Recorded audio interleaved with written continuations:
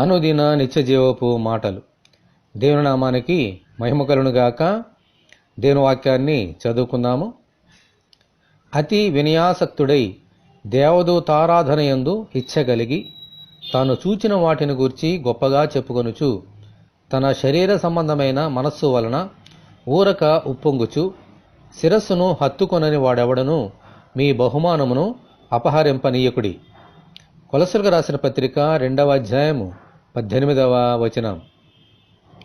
నిజమైన వినయము కాక అతి వినయము చూపించు మనుషులు, విగ్రహారాధన యందు ఆసక్తి కలిగి వాటిని పూజించే మనుషులు, తమకు కలిగిన దర్శనమును బట్టి తమ్ము తాము మనుషుల దృష్టికిని దేవుని దృష్టికిని హెచ్చించుకును మనుషులు, తమ శరీర సంబంధమైన స్థితిని చూచి గర్వించు మనుషులు దేవునికి ఇష్టం లేని వారై ఉండి ఆయనకు దూరస్తులుగా ఉంటారు.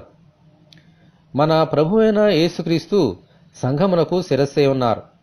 అయితే వీటిని చేయువారు ఆ శిరస్సైన క్రీస్తును హత్తుకొనకుండా దూరంగా ఉంటూ ఆయనకు శత్రువులుగా మారుతారు. ఆయన యందు విశ్వాసముంచిన మనము అటువంటి వారికి దూరంగా ఉంటూ దేవుడు మనకు అనుగ్రహించిన బహుమానము అనగా పరలోక రాజ్యము అనే స్వాస్థ్యము వారి వలన అపహరింపబడనీయకుండా అనుదినము మనము జాగ్రత్త పడాలి. దేవునికి స్తోత్రము, హల్లెలూయా.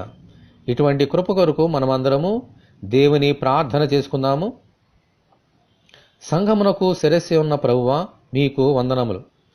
మిమ్ములనే హత్తుకొని మీకు వేరుగా ఉండకుండా విగ్రహారాధనకు, గర్వమునకు, అతిశయమునకు దూరముగా ఉంటూ పరలోక రాజ్యంలో ప్రవేశించినట్లు అనుగ్రహించమని, ఈ వాక్యం వింటున్న నీ బిడ్డలందరినీ అలాగున దీవించమని ప్రభు అయిన యేసుక్రీస్తు ద్వారా ప్రార్థన చేయుచున్నాము తండ్రి, ఆమేన్. ప్రభు అయిన యేసుక్రీస్తు కృప మనకందరికీ తోడే ఉండి నడిపించునుగాక, ఆమేన్. పరిశుద్ధ దేవుని మందిరం.